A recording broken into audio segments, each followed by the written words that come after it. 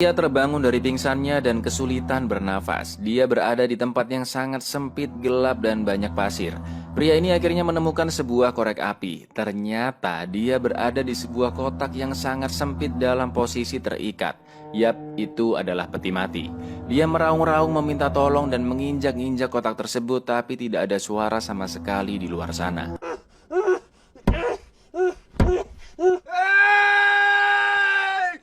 Dengan sekuat tenaga peti itu berusaha dibuka tapi tetap tidak bisa. Lalu pria ini membuka ikatan di tangannya dengan paku yang tertancap di sana. Dia mencoba menenangkan diri dan melihat ke sekeliling peti mati tersebut. Ternyata ada handphone yang berdering di dekat kakinya. Handphone yang bukan miliknya dengan baterai hanya setengah dan berbahasa Arab. Di dalam sakunya hanya ada dompet yang kosong, botol minum, botol obat, dan sebuah pulpen. Dia mencoba menelpon 911, menceritakan apa yang terjadi padanya, tapi dia tidak bisa memberitahu di mana lokasi peti matinya berada. Pria ini ternyata bernama Paul Conroy. Paul bekerja sebagai supir truk di kontraktor sipil yang berlokasi di Irak, tepatnya di provinsi Bakubah. Lalu mereka tiba-tiba diserang oleh sekelompok orang dan Paul sudah terbangun di dalam peti mati itu. Ternyata 911 yang ditelepon Paul adalah 911 yang berlokasi di Ohio. 911 kebingungan dengan perkataan Paul yang sedang panik. Paul pun menelpon rumahnya, tapi dia hanya bisa meninggalkan pesan suara. Paul meminta istrinya Linda untuk menelpon keamanan nasional dan membantu menemukannya.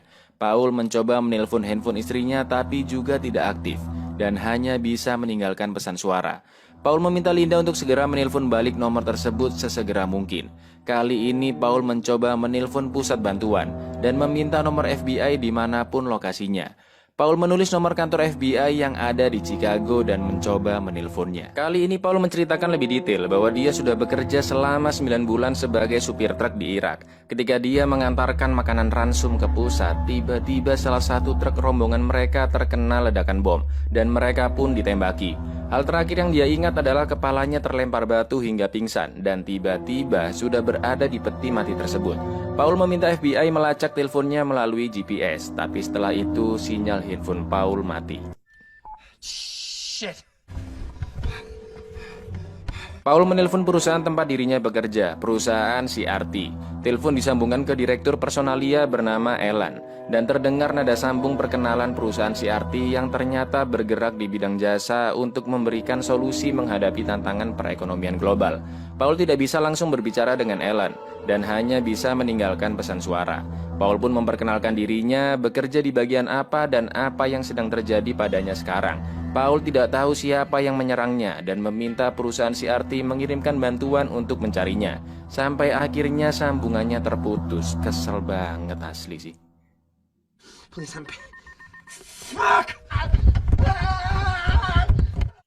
Paul mengecek histori panggilan dan menelpon nomor yang masuk ke HP tersebut. Ternyata itu adalah nomor orang yang menyandera Paul. Pria yang berbicara bahasa Inggris dengan aksen Timur Tengah ini nggak peduli Paul mau supir truk kek mau apa kek. Jika dia orang Amerika, maka dia dianggap sebagai seorang tentara. Pria ini meminta Paul menyediakan uang 5 juta dolar dari kedutaan sampai jam 9 malam nanti. Dan telepon pun ditutup.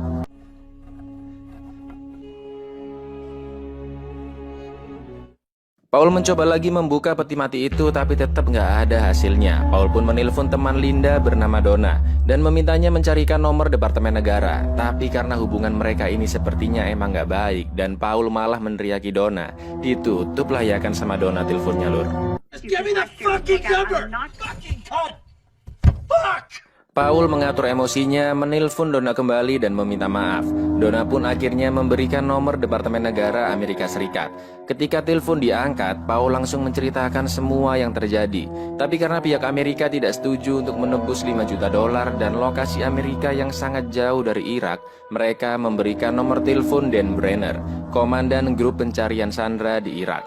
Telepon langsung disambungkan ke Dan. Dan bilang jika dia sudah mendapatkan informasi kondisi Paul saat ini. Dan menduga Paul dikubur hanya beberapa kaki dari tanah karena Paul masih bisa mendapatkan sinyal. Paul diminta menghemat baterainya dan mencari petunjuk di dalam peti mati itu yang mungkin bisa membantu. Lalu tiba-tiba penculik kembali menelpon dan meminta Paul segera mengirimkan nomor penculiknya setelah dia mengangkat teleponnya. Waktu kurang 2 jam 4 menit lagi sebelum jam 9 malam. Paul bilang jika kedutaan tidak mau membayar uang tebusan. Penculik meminta Paul membuat video pernyataan sesuai catatan yang ditaruh di dekat kakinya. Penculik pun mengurangi tebusan menjadi $1 juta agar kedutaan mau membayarnya. Paul berusaha setengah mati menggapai kantong yang berisi catatan tersebut, tapi karena tangannya tidak sampai dan kakinya tidak bisa bergerak bebas, Paul terpaksa memutar badannya.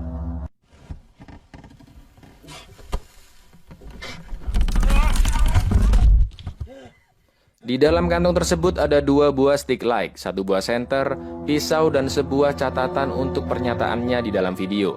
Baterai Paul tinggal 2 bar. Paul langsung menelpon Dan dan memberikan nomor penculiknya.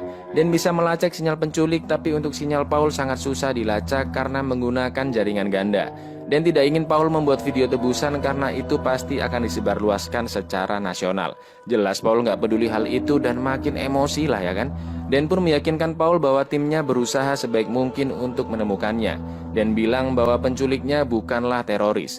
Kemungkinan mereka adalah kriminal gila yang hanya menginginkan uang karena faktor kemiskinan. Ternyata kasus Paul ini sering banget terjadi.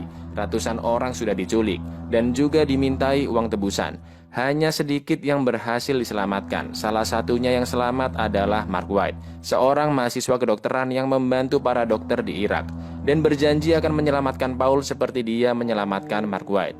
1 unit intel sudah dikirimkan ke sana berdasarkan petunjuk dari nomor penculik yang diberikan Paul dan meminta Paul agar lebih tenang. Dia bisa bernafas di dalam sana jika dia bisa lebih tenang. Tiba-tiba penculik kembali menelpon dan memaksa Paul membuat videonya saat itu juga. You make video now. Paul pun menelan obat antidepresi yang memang selalu dia bawa dan meminum alkoholnya. Lalu Paul menelpon ibunya yang berada di rumah perawatan. Ibunya ini sudah pelupa dan sering gak nyambung lur. Ditanya apa, jawabnya apa. Bahkan dia lupa kalau punya anak. Paul sangat mencintai ibunya. Paul ingin ibunya juga mengatakan bahwa dia sangat mencintainya. Tapi karena ibunya udah gak nyambung, jawabannya jadi kemana-mana. Sedih banget sih ini lur. I love you, Mom. Do you want to tell me that you love me? Lalu penculik mengirim foto melalui MMS berisi foto Pamela, rekan kerjanya yang juga disandra. Paul memohon agar Pamela jangan dibunuh. Penculik tidak akan membunuhnya asalkan Paul segera membuat videonya. No. Okay, I'll make the video. I'll make the video. Paul akhirnya merekam video. Dia mengatakan semua yang terjadi serta permintaan penculik yang meminta tebusan $1 juta. Video pun langsung dikirim. Berharap masalahnya akan selesai dan Paul tertidur. Sampai akhirnya Paul merasakan ada sesuatu yang bergerak di dalam celananya. Bukan kecoa, tikus ataupun pijitan mantan, melainkan ular kobra yang cukup besar. Perlahan-lahan Paul membuka botol alkoholnya dan menyiramkannya ke ular tersebut, lalu mencoba membakarnya. Di saat yang sama, telepon berdering dan ular itu pergi melalui celah lubang. Paul langsung menyumbat lubang tersebut. Karena panik, botol alkoholnya tumpah dan mengalir ke arah api. Sedangkan Paul mencoba memutar badannya lagi untuk mengangkat telepon tersebut. Dan yang terjadi...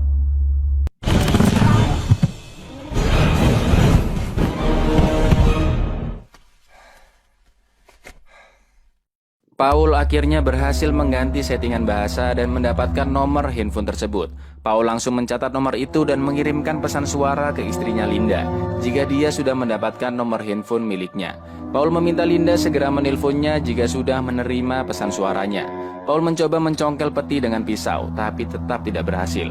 Lalu tiba-tiba penculik mengirimkan video Pamela yang ditembak mati oleh para penculik. Paul yang syok melihatnya dan sudah sangat depresi dengan kondisinya, ingin bunuh diri dengan menyayat lehernya menggunakan pisau. Tapi dia teringat suara putranya dan itu menguatkan Paul kembali. Paul menelpon Dan dan mengatakan jika janji Dan hanyalah omong kosong belaka. Rekan kerjanya Pamela sudah membuat video tebusan sampai 3 kali tapi dia tidak berhasil diselamatkan. Dan bilang jika timnya tidak tahu Pamela disandra. Dan juga mengatakan video permintaan tebusan dari Paul sudah ditonton 40 ribuan kali di YouTube dan sudah disiarkan ke banyak stasiun televisi besar. Mana terakhir aku cek kayaknya nggak ada di YouTube. Dan bilang jika sinyal Paul masih susah dilacak, tapi tim intelnya sudah sangat dekat di lokasi perkiraan tempat Paul berada. Lalu tiba-tiba ada ledakan di dekat peti matinya. Karena ledakan tersebut bagian atas peti mati rusak dan banyak pasir yang masuk ke dalamnya. Paul berusaha menyumpalnya tapi senternya terjatuh dan mati. Paul berhasil menyumbatnya. Lalu ada telepon masuk yang ternyata itu adalah Alan, direktur personalia di perusahaan CRT. Paul bilang jika kondisinya semakin memburuk karena banyak pasir yang masuk ke petinya. Paul benar-benar sudah muak dengan ini semua dan meminta Alan sebagai perwakilan perusahaan untuk menolongnya. Help me! Help me! What are you doing right now to help me? Tiba-tiba Alan bilang jika percakapan mereka ini akan direkam dan memberikan pertanyaan-pertanyaan aneh. Apakah Paul dalam kondisi sadar saat percakapan ini berlangsung?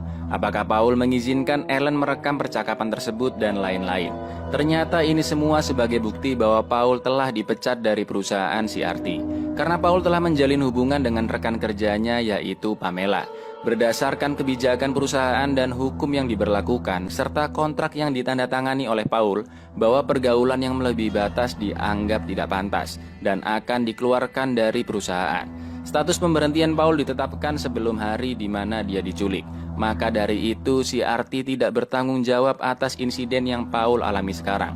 Begitu pula dengan uang asuransi Paul yang tidak bisa diberikan ke keluarganya karena Paul masih hidup ketika dia dipecat. Padahal Paul sangat membutuhkan uang asuransi itu untuk kehidupan istri dan anaknya. I'm sorry.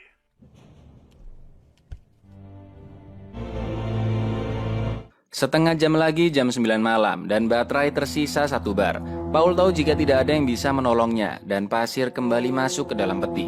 Paul menelpon Dan bilang jika pesawat F-16 sudah menyerang area di sana. Paul pun berpikir bahwa penculiknya sudah mati karena serangan tersebut. Tapi jika penculik sudah mati, bagaimana tim pencari Sandra bisa menemukannya? Dan bilang jika mereka akan terus berusaha melacak sinyalnya meskipun itu sangat susah. Tapi Paul sudah pasrah dan berpikir tidak akan bisa selamat. Lalu dia mematikan teleponnya. Paul pun membuat rekaman video wasiat terakhirnya. Paul bilang akan memberikan $7.000 di tabungannya untuk istrinya dan untuk anaknya Shane. Karena Paul tidak punya apa-apa lagi, Paul bilang akan memberikan semua baju-bajunya yang bisa dipakai Shane saat sudah dewasa nanti. Tapi tentunya bukan baju yang dipakainya saat itu. Paul meminta Shane menjaga ibunya dan Paul sangat mencintai mereka berdua. Sedih banget di sini Lur. Tiba-tiba telepon berbunyi dan ternyata penculiknya masih hidup. Penculik itu meminta Paul memotong jarinya agar pemerintah Amerika tergerak untuk mengirimkan uangnya. Dia tahu di mana alamat rumah Paul dan akan membunuh keluarganya jika Paul tidak segera melaksanakan permintaan mereka. Lagi-lagi Paul menelpon Linda, tapi handphonenya masih aja belum aktif. Paul pun mengirimkan pesan suara untuk menyuruh Linda dan Shane pergi dari rumah. Karena penculiknya mengetahui alamat mereka. Pasir semakin memenuhi peti mati Paul. Paul meyakinkan dirinya bahwa para penculik tidak akan bisa menemukan keluarganya. Paul yang semakin panik akhirnya memotong jarinya.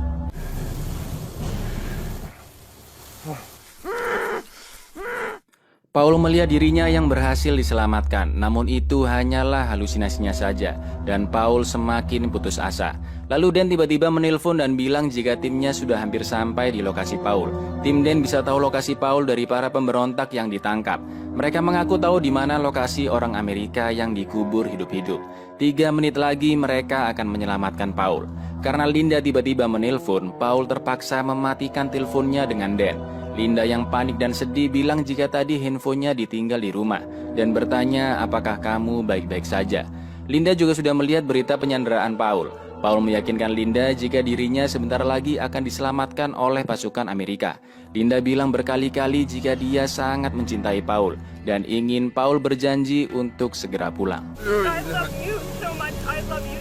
I swear, Pasir sudah hampir menimbun Paul. Paul harus mematikan teleponnya dengan Linda karena Dan menelpon. Dan bilang jika timnya sedang menggali di atas peti matinya dan meminta Paul bertahan sedikit lagi. Mereka sudah melihat peti mati Paul. Tapi Paul sama sekali tidak mendengar suara galian mereka. Dan ternyata... Almost there. Almost there. Right above. wait, I can't hear you. I can't hear you. I'm so sorry, Paul. What is? So sorry. What is it? It's Mark White. Ternyata yang mereka gali adalah peti mati Mark White, bukan peti mati Paul. I'm sorry, Paul. I'm so sorry. Buyar, kok aku jadi sesak nafas juga ya ini ya? Udah jelas ya bahwa Dan ternyata berbohong. Mark White ternyata masih di dalam peti dan gak berhasil diselamatkan. Bahkan bisa jadi semua kasus penculikan tidak ada yang berhasil diselamatkan. Film yang sangat-sangat menegangkan dan menguras emosi. Pak D. Rodrigo Cortez berhasil meramu film yang hanya berlatar di satu tempat aja dan membuat penontonnya merasakan kecemasan si Paul. Ditambah karakter dan penjiwaan yang sangat kuat dari Om Ryan Reynolds. Bahkan katanya si Deadpool satu ini, film Beirut adalah salah satu film yang paling berkesan. Film yang membuatnya jadi susah tidur, bahkan sempat fobia ruangan sempit dan gelap. Ya bayangin aja lur kalau kalian di posisinya si Paul. Udah dikubur, sinyal gampang mati, nafas susah, cahaya seadanya, pertolongan juga nggak jelas. Dan klimaks di akhir film yang miris banget. Tapi kayaknya lebih miris kekosongan hati kalian lur. Ya wis, aku Ica undur diri, matur nuwun dan say no untuk kubur orang sembarangan. But say yes untuk klik subscribe di bawah ini. Assalamualaikum.